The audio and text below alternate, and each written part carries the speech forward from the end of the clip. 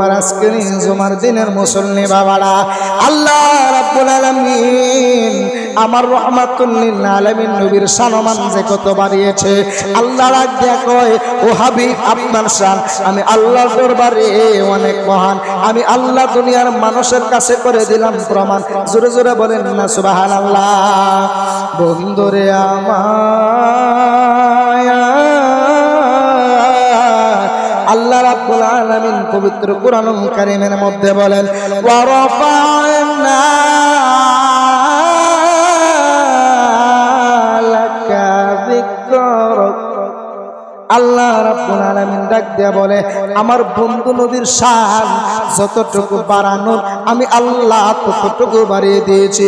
দুনিয়ার কোনো মানুষ এই সম্মান থেকে চুল পরিমাণ কমাতে পারবে না। এই জন্য আমরা মাঝে মধ্যে শানে গিয়ে থাকি, নূর নবীর নাম যত শুনি ততই মধুর লাগে, নূর নবীর নাম যত শুনি ততই মধুর লাগে। একবার দেখা দাও নবীজি যদি মায়া লাগে,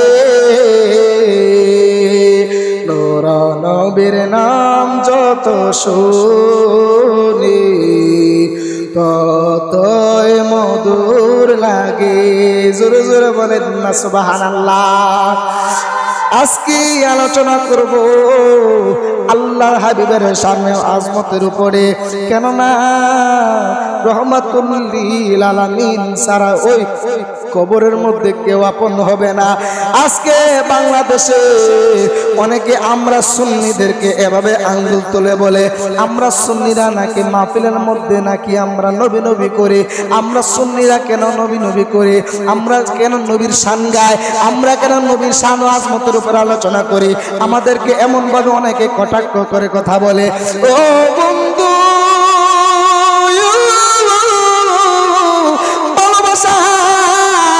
জায়গা থেকে আমি আপনাদেরকে একটা সুন্দর করে মেসেজ দিতে চাই, আমরা সুন্নিরা কেন নবী নবী করি গো?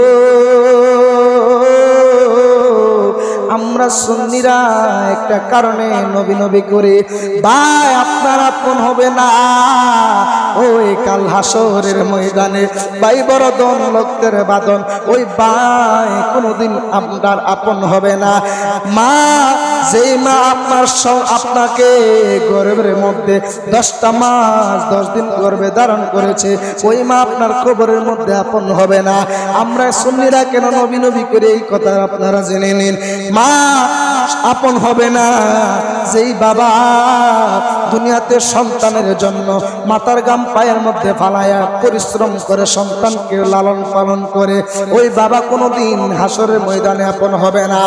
যেই স্ত্রী আপনার আপন হবে না, যে সন্তানের জন্য আপনি এত কিছু করতেছেন, ওই সন্তান আপনার কোনোদিন আপন হবে না। ওই কবরে আমার আপনার আপন হবে গো রহমাতুল লিল আলামিন। আপনার জন্য বানায় আছে গো আমার আল্লাহ সারাটি দুনিয়া গো নবী নবী আপনে নবী ওলাম্বিয়া, নবী আপনে নবী ওলাম্বিয়া। কাউসারের মালিক নবী কাউসার পিলাইবা, কাউসারের মালিক নবী কাউসার পিলাইবা। পাপি তাপি উম্মতের গো কাউসার পিলাইবা গো নবী নবী আপনি নবিউল আম্বিয়া। একটা জবান বন্ধ রাখবেন না, আওয়াজ করে মায়ার শুনে মহাব্বতে বলেন সুবহানাল্লাহ। এক গরিব লোক, একজন গরিব লোক বাজারের মধ্যে কিছু জিনিসপত্র নিয়ে গেল। ওই গরিব লোকের কাছ থেকে আবু জেহেল, যে আবু জেহেল ওই গরিব লোকের কাছ থেকে কিছু জিনিস কিনলো বাজার থেকে। কিন্না পরে বলতেছে, আমি তোমারে এখন টাকা দেব না, আমি তোমারে পরে টাকা দিয়ে দেব। কিন্তু পরবর্তীতে ওই গরিব লোকটা যখন আবু জেহেলের বাড়ির মধ্যে গেল টাকা আনার জন্য, পাওনা টাকা আনার জন্য, এখনো বাংলাদেশের মধ্যে, এখনো বাংলার জমিনে এমনও পাওনাদার আছে, এমনও পাওনাদার আছে গো, আব্বা টাইকা টেহানে কিন্তু টাকা আনার বেলা কোনো খবর নাই, কোনো টাকা পাওয়া যায় না। যেই মাত্র আবু জেহেলের বাড়ির মধ্যে গেছে টাকা আনার জন্য, যায়া ডাক দেয়, কয়ো আবু জাহেল, ও আবু জাহেল গো, আপনি আমার পাওনা টাকাটা ফিরিয়ে দেন। যেই মাত্র এই কথা বলল, আবু জাহেল ডাক দিয়া কই, টাকা দেব না, টাকা দেব না। এরপরে ওই গরিব লোকটা ওই আবু জাহেলের সৈন্যর কাছে গেল, আবু জাহেলের সাঙ্গ পাঙ্গদের কাছে গেল, যায়া ডাক দিয়া কই, ও আবু জাহেলের দলেরা,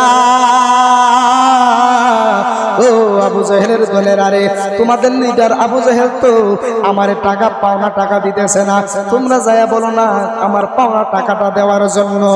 যেই মাত্র আমার এই গরিব লোক এই সৈন্যর কাছে যেই মাত্র বললো, ওই আবু জাহেল্লার সাঙ্গ পাঙ্গরা ডাক দিয়া বলে, পাইছি সুযোগ, ও গরিব লোক তুমি শুনে নাও, আবু জেহেলের কাছ থেকে তুমি এমনিতে টাকা আনতে পারবা না। যদি আবু জেহেলের কাছ থেকে যদি তুমি টাকা নিতে চাও, তাহলে তুমি ওই যে মুহাম্মদের কাছে চলে যাও সাল্লাল্লাহু আলাইহি ওয়াসাল্লাম। জোরে জোরে বলেন না সুবহানাল্লাহ। তোমরা চলে যাও, আবু জেহেল তোমার এমনিতে টাকা দিব না। আবু জেহেলের কাছ থেকে যদি তুমি টাকা নিতে যাও, তাহলে তুমি চলে যেতে হবে মুহাম্মদের কাছে। যেই মাত্র এই কথা শুনছে গো, এই কথা শোনার পরে ওই গরিব লোকটা ডাক দিয়া বলে, যেই মাত্র আমি নবীজির কাছে সামনে গেলাম, আমি নবীজির কাছে যাইয়া যেই মাত্র বললাম, ইয়া রাসূলুল্লাহ নবী, আবু জেহেল আমার পাওনা টাকাটা দিতেছে না। যেই মাত্র আমার নবী এই কথাটা শোনা মাত্র আমার নবী রাগান্বিত হয়ে গেলেন। আমার নবী একটা ডাক দিয়া কই, ও গরিব লোক, তুমি আমার সঙ্গে চলো। যেই মাত্র আমার রহমাতুল লিল আলামিন আবু জেহেলের বাড়ির কাছে গেল, যেই মাত্র গরিব লোকটারে লইয়া আবু জেহেলের বাড়ির কাছে যাওয়ার পরে ওই আবু জাহিল্লার সাঙ্গ পাঙ্গরা তারা ডাক দিয়া কয়া, এবার আজকে একটা ভেস লাগবো, আজকে সুযোগ পাইছি নবী মুহাম্মদের কতল করার জন্য। নাউজুবিল্লাহ বলেন। এবার আবু জাহিল্লার সাঙ্গ পাঙ্গরা ডাক দিয়া বলে, আজকে সুযোগ পাইছি। ওই আবু জাহিল্লার সাঙ্গরা ডাক দিয়া কয়, আজকে লাগবো ফেস ঠিক মতে। যে মাত্র তাদের একটা টার্গেট ছিল, আমার নবী যখন আবু জাহেলের কাছে টাকা খুঁজবে গো, আবু জাহেল তো নবীজিকে টাকা দিবে না। যখন আমাদেরকে ইশারা করব, আমরা সঙ্গে সঙ্গে ওই মুহাম্মদের উপরে আমরা ঝাঁপায়ে পড়বো, মুহাম্মদের উপরে আমরা অত্যাচার শুরু করে দিব। আপনারা আওয়াজ করে বলেন, আমার নবীজির ইজ্জত কে বাড়িয়েছে? আওয়াজ করে বলেন, আমার নবীর সঙ্গে কে আছে? যেই মাত্র আবু জাহেল্লার কাছে আমার দয়াল নবী দরজাটার মধ্যে যখন টোকা দিল, টোকা দেওয়ার পরে দরজা মিল্লা দেখতেছে, আবু জাহেল্লার সামনে আমার রহমাতুল লিল আলামিন ওই গরিব লোকটারে সাথে নিয়ে দাঁড়িয়ে রয়েছে। এবার আমার নবী একটা ডাক দিয়া কই, ও আবু জাহেল গো, এই লোকটারে তুমি চিননি? কহ চিনি। এর কাছ থেকে তুমি মাল কিনছো নি? কহ মাল কিনছি। এই লোকটা তোমার কাছ থেকে টাকা পাও না নি? কহ পাও না।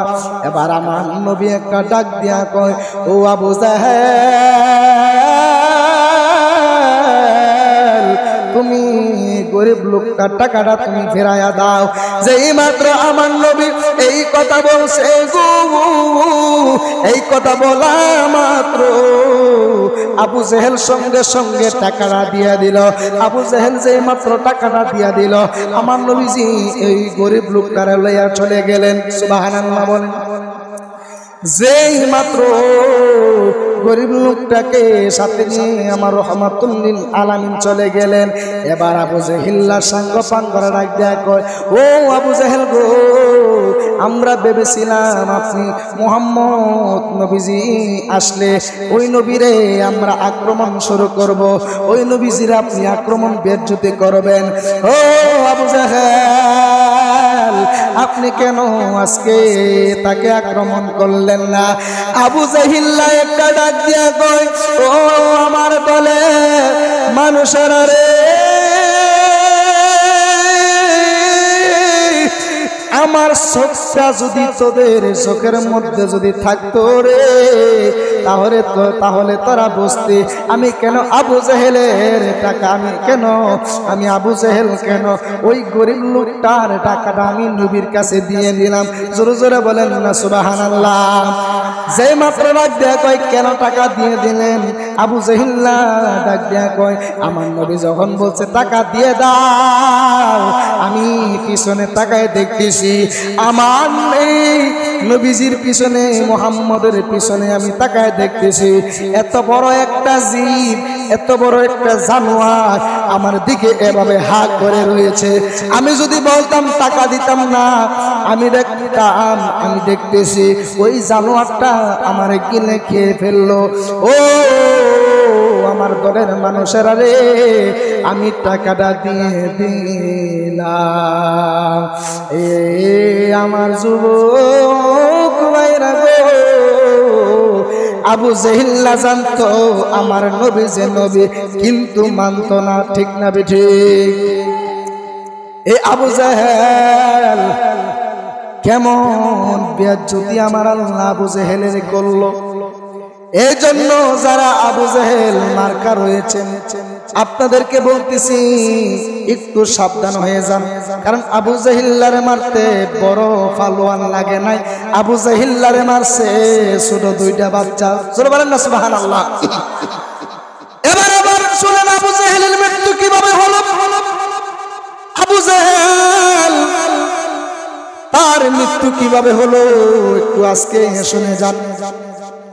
আমার নবীজি যুদ্ধের ময়দানে যাবে, আমার নবীজি সাহাবীদেরকে নিয়ে যুদ্ধের জন্য তিনি প্রস্তুতি নিচ্ছেন।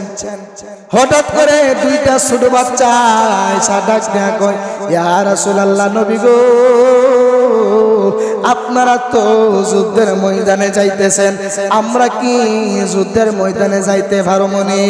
আমার নবী একটা ডাক দেয়া কয়, ও ছোট ছেলেরা গো, যুদ্ধের ময়দানে তোমরা কিভাবে যাইবা? তোমরা তো ছোট নাবালক বাচ্চা, তোমরা তো শিশু। যুদ্ধের ময়দানে যাইতে হইলে শক্তি লাগবে, সাবালক হতে হবে, বড় হতে হবে।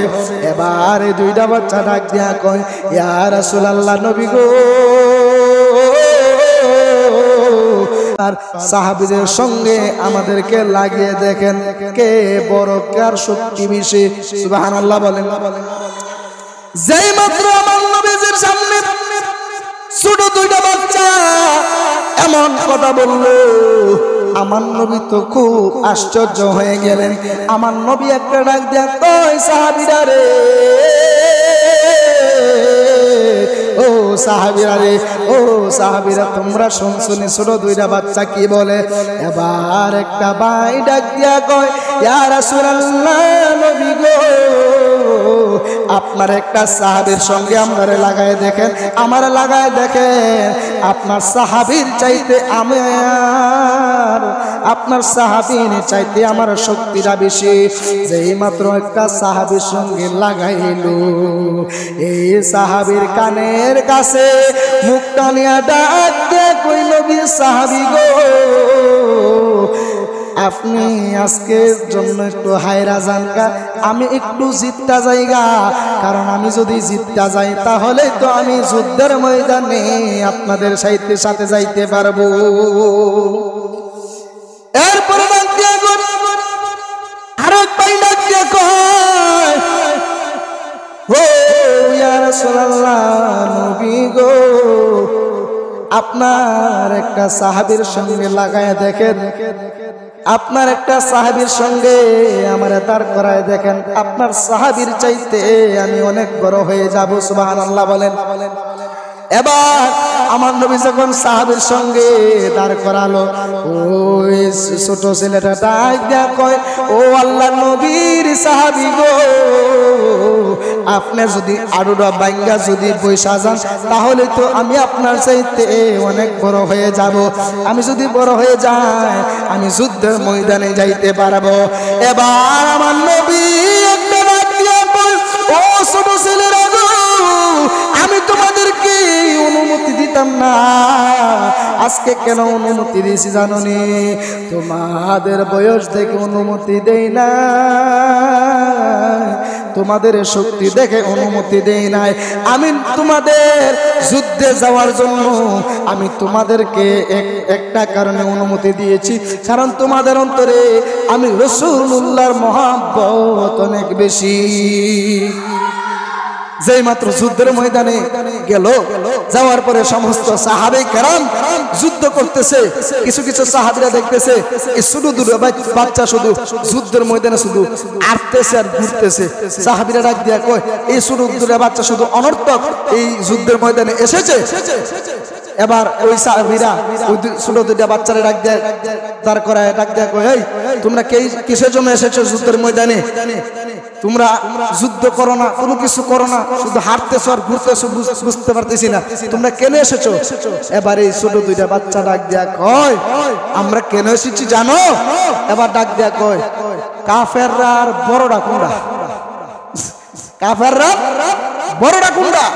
ডাক দেয়া কয়, কাফের আর বড়রা হইলো ওই যে দেখো ঘোড়ার উপরে, সাদা ঘোড়ার উপরে যে বৈশা রয়েছে, ওইটাই হলো কাফেরদের বড় লিডার আবু জাহেল। জোরে বলেন না আল্লাহু আকবার।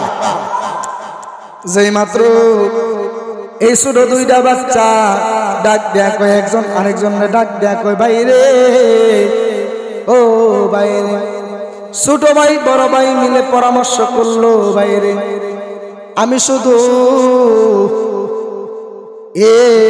আবু জেহেল না যে ঘোড়ার মধ্যে বৈশা রয়েছে, ওই ঘোড়ার আডুর মধ্যে একটা কূপ দিমু।